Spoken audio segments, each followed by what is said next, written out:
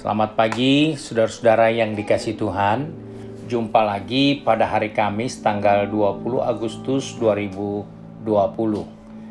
Pagi ini saya ajak kita menjumpai buku 1 Raja-Raja pasal 19 ayat pertama hingga ayat yang ke-8 yang bercerita sebagai berikut. Elia ke Gunung Horeb. Ketika Ahab memberitahukan kepada Isabel segala yang dilakukan Elia dan perihal Elia membunuh semua nabi itu dengan pedang, maka Isabel menyuruh seorang suruhan mengatakan kepada Elia, "Beginilah kiranya para Allah menghukum aku, bahkan lebih lagi daripada itu. Jika besok kira-kira pada waktu ini aku tidak membuat nyawamu sama seperti nyawa salah seorang dari mereka itu, maka takutlah ia, lalu bangkit dan pergi menyelamatkan nyawanya. Dan setelah sampai ke Berseba yang termasuk wilayah Yehuda, ia meninggalkan bujangnya di sana. Tetapi ia sendiri masuk ke padang gurun sehari perjalanan jauhnya, lalu duduk di bawah pohon arar. Kemudian ia ingin mati, katanya, "Cukuplah itu sekarang ya Tuhan, ambillah nyawaku, sebab aku ini tidak lebih baik daripada nenek moyangku." Sesudah itu ia berbaring dan tidur di bawah pohon arar itu.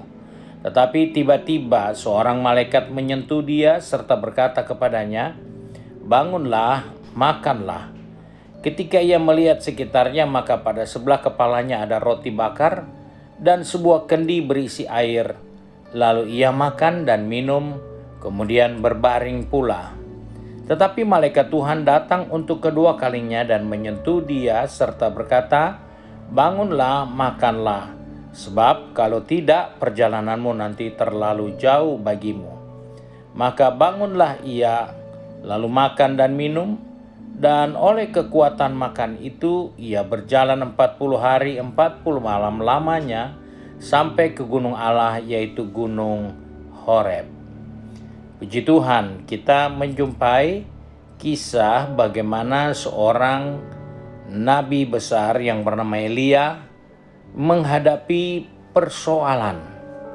Ya, seorang yang percaya kepada Tuhan, seorang yang beriman kepada Tuhan, kita jumpai di sini dalam pembacaan kita.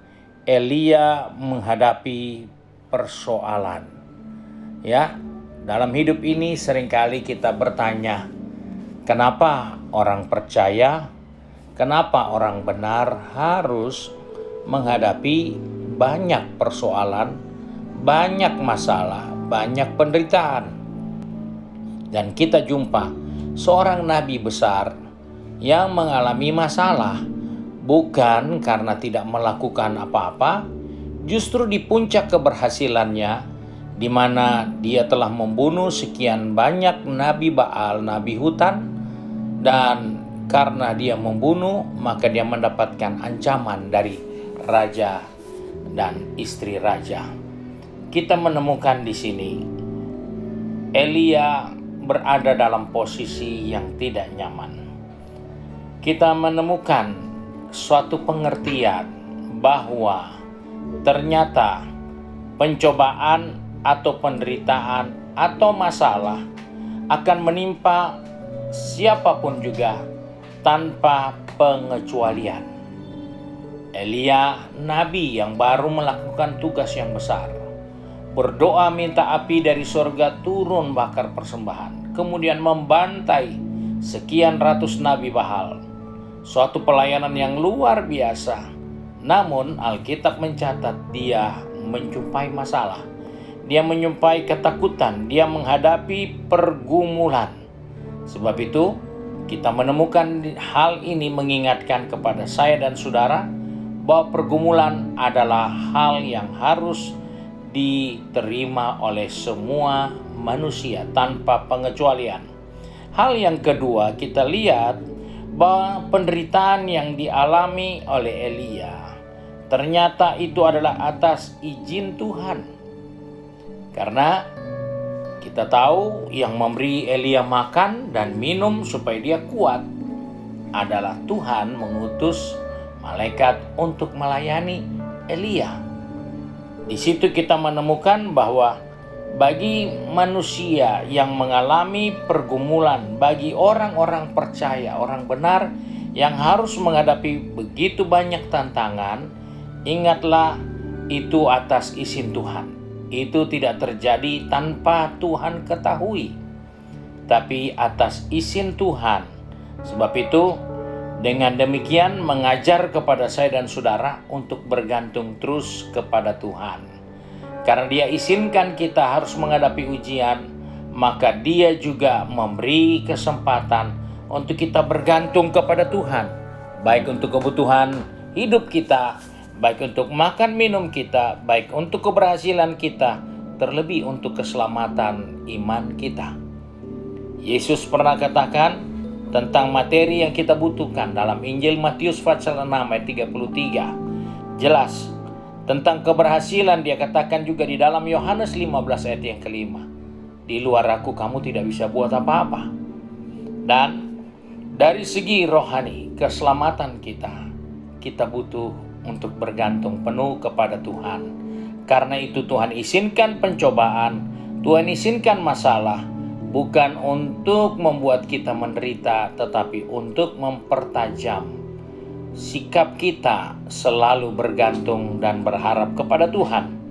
Penderitaan yang diingatkan kepada kita seperti yang dialami oleh Nabi besar ini adalah untuk membuat kita periksa diri.